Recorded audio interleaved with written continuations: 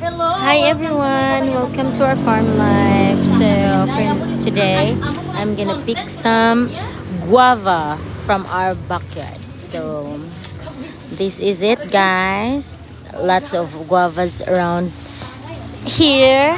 So yeah, that's a short story for today's video.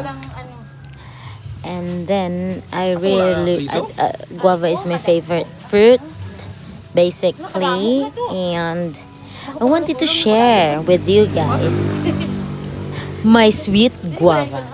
So hopefully you enjoyed watching my guava hunting. Have a good one. Enjoy watching, guys.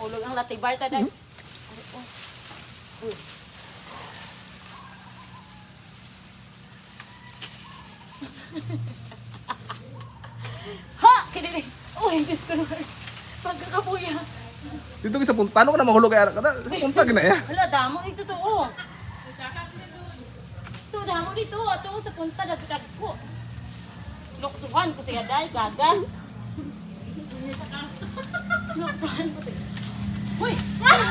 Mahulog ko ni gaga. Wala man dito, ano, Japon.